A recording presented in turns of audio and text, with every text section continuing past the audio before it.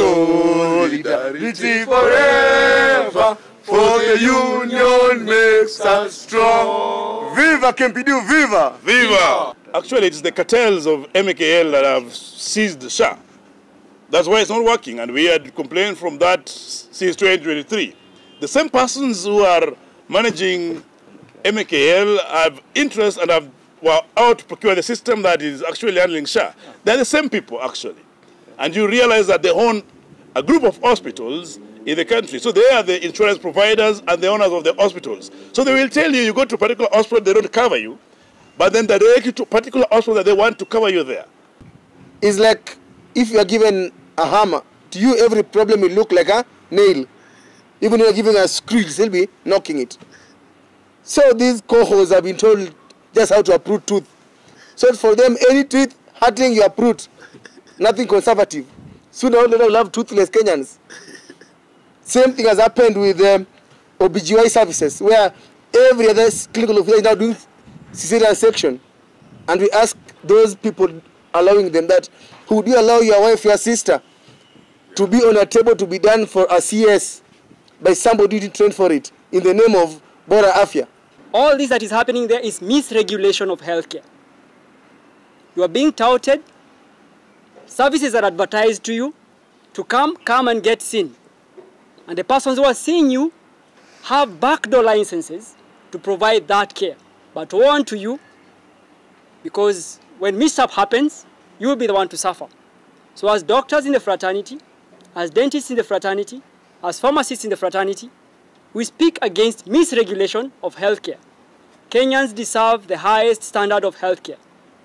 Nothing less, nothing short of that.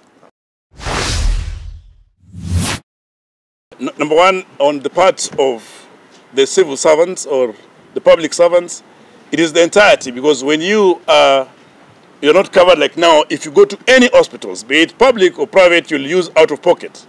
Because as we speak today, SHA is not covering any civil servants.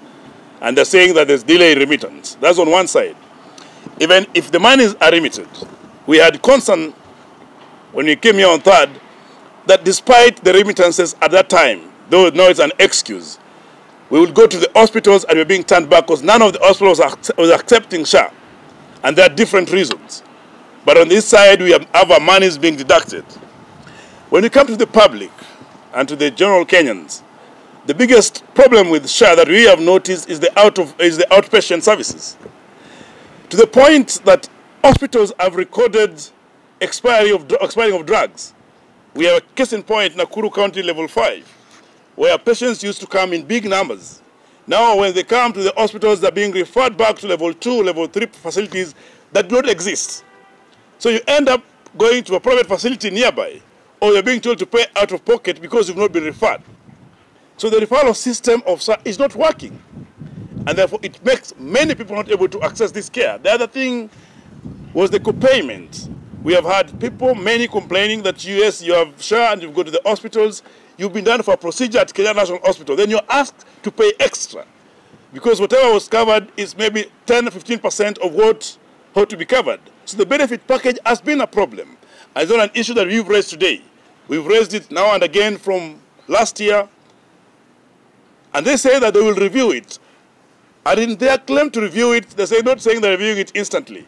They say they'll do it in 2 years. So who will be waiting?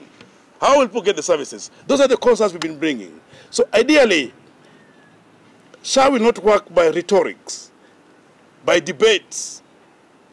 It's worked by a simple thing that if you are covered, you go to the hospital, you get the care, you get paid, and you're okay. And that is the real backbone and definition of UHC. UHC doesn't mean so many things or many language or many words that they're using. It's just that regardless of your socioeconomic status, if you go to the hospital, you'll get the care. And the highest standard of care that's possible. Actually, it's the cartels of MKL that have seized SHA. That's why it's not working. And we had complained from that since 2023. The same persons who are managing MKL have interest and have out to procure the system that is actually handling SHA. They're the same people, actually. And you realize that they own a group of hospitals in the country. So they are the insurance providers and the owners of the hospitals. So they will tell you, you go to a particular hospital, they don't cover you, but then they direct you to a particular hospital that they want to cover you there. So in case you stay somewhere where that hospital doesn't exist, how do you get the care? You must use out-of-pocket expenditure. So those are the concerns. The same individuals in MKL are the same individual messing up with SHA. You can get further. Yeah. You know, and that's what we keep on saying, that we have government that prides in politics, in lies, in talks, with no ultimate point to make things move. We've seen all the government officials running, say, elter-skelter, the ministry, the parliament, complaining about this and giving reports on the same matter.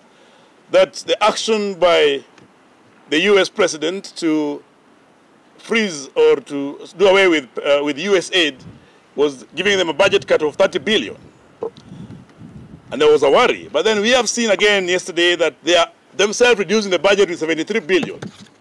So that is a show that they had excess budgets.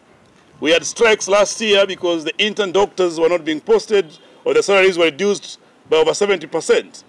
The concern was the Ministry of Health budget was less, that they couldn't afford to accommodate the wages as per the CBA. We have postgraduate doctors that are training that fees have not been paid for ages. So yes, as we have issues, we have strikes with the ministry or with government, they keep on saying the budgets are less. But by the action of Parliament, it seems they know or have a different understanding that maybe the budget of the ministry was more than it should be.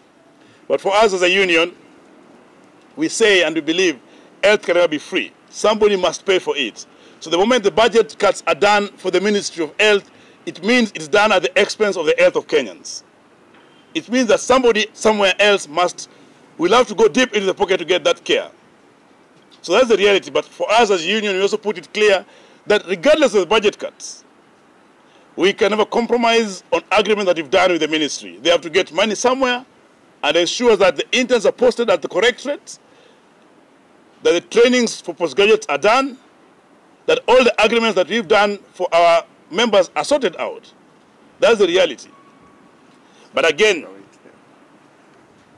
it's upon the government. We know very well that with less budgets, expect, I would say, useless healthcare. Yes. That's why the previous years we had budget of about 7 billion, 7% to GDP. When it has been reduced, we've been seeing problems and problems. When last year's budget was reduced in healthcare, we've been seeing problems. And therefore, we can tell everybody that expect catastrophic problems in the healthcare of the country if budget is cut. And that's the reality. Maybe what is your proposal? Because if you can go to level 5 and you are referred to level 2, should that be an immediate review of regulations of SHA? We have brought that because the model that has been put in SHA is something that will work in an environment where there are actually functional level 2 hospitals with doctors, with nurses, with all the health workers, that with drugs, level 3 the same way. But in our setup, we know what is in existence. In those level 2 facilities, level 3 facilities, there's nobody. They're just a building with nothing inside it, maybe only one person to see everybody. So when you are referred back there, it means that you're being sent back home. So this referral system will have worked after some time if government intentionally invested in the level 2, level 3s to actually function, that people can be referred to level 4s and level 5s in the right way. But some are being sent back home to die. That is the biggest problem.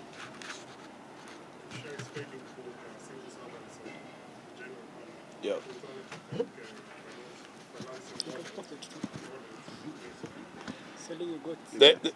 What is failing everybody is that the people that are mandated to make sure things work are not interested to make things work. Because SHA is just a name, but then the persons that have brought it up that actually removed NHIF, they need to make it work.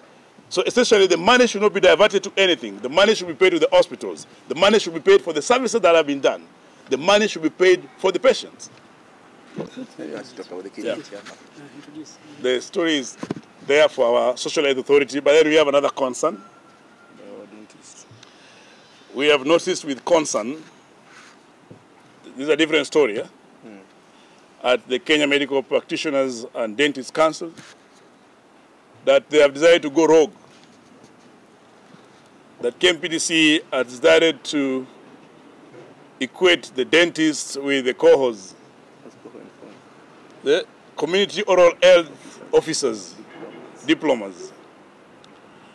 And therefore, we've just learned that if KMPDC is meant to regulate the professionals, why is it taking a center stage in this regulation and promoting quackery in the sector?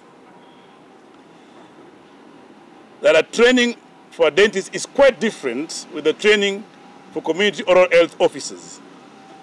And the job descriptions is different in the same manner. Just the same way a pharmacist is different from a pharmaceutical technologist, and the same way medical practitioners is different from clinical officers. And that is the reality. I mean, that's why there are universities and there are colleges. So we are wondering why a body that is entrusted with regulation will decide to turn into cartel, will decide to turn into, there's no amount of politics you can do, there's no amount of lobby you can do, there's no amount of noise you can do that will make your diploma turn into a degree. You just have to go to school. And that's why we are saying KMPDC need to come in order. But my brother, Dr. Kaula, will add more. Is out to do harm to the public. And how they are doing this is by issuing anybody, whoever comes along and pays some little money with the doctor license.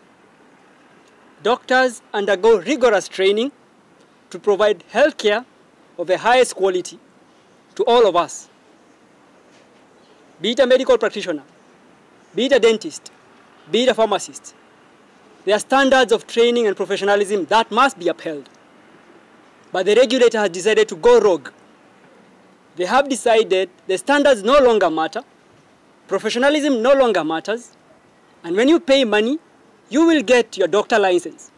It's being bought. And that's why, if you go on the internet today, the other day you had someone died somewhere when they were having a procedure that they were not competent to perform. I don't know whether you still remember that story, in one of the spas somewhere. Now a lot more is happening on Instagram, on TikTok, on Facebook, on Twitter, on X. All this that is happening there is misregulation of healthcare. You are being touted, services are advertised to you to come and get seen. And the persons who are seeing you have backdoor licenses to provide that care. But woe unto you, because when mishap happens, you will be the one to suffer. So as doctors in the fraternity, as dentists in the fraternity, as pharmacists in the fraternity, we speak against misregulation of healthcare. Kenyans deserve the highest standard of healthcare. Nothing less, nothing short of that. Si afya bora, bora afya, and afya yenye inafaa. So like we say, we give notice to the KMPDC that whatever they've done, without stakeholder involvement, without taking care of your interests as citizens, they should withdraw, and the Ministry of Health should advise them henceforth. That's an immediate notice. Thank you. As a government, we must stop this thing of poor healthcare for poor people, where we just offer something for the sake of it. When you get to the hospital, you want to trust that whoever is going to be treating you is qualified and competent. As a patient, you might not have the capacity to know that. And that's why we trust government to provide a body called KMPDC to regulate the quality of care being given. But when the very, very government decides to abdicate its duty, then we get afraid. There's something called curriculum for every healthcare worker, and it's well distributed how they train. How clinical officers train is different from how doctors, medical doctors train. How the oral health officers train, different from how the dentists train, and same with pharm techs and pharmacists. It's like if you are given a hammer, to you every problem will look like a nail. Even if you are giving a screw, you'll still be knocking it. So these cohorts have been told just how to uproot tooth. So for them, any tooth hurting, you uproot. Nothing conservative. Sooner or later, we'll have toothless Kenyans. Same thing has happened with OBGY services, where every other clinical officer is now doing cesarean section. And we ask those people allowing them that, would you allow your wife, your sister, to be on a table to be done for a CS by somebody who trained for it, in the name of bora afya, we are hurting Kenyans. And remember that this licensing, this training is not about when things go right. Anybody can fly a plane, but it takes a pilot to fly it when there's trouble. No matter how many years you fly a health stage, you can never be a pilot. No matter how many degrees you get as a clinical officer, even PhD, you won't be a doctor. If you want to be a doctor, you go have to back and train as a doctor. So we must stop killing Kenyans. We must stop offering poor health care for poor people.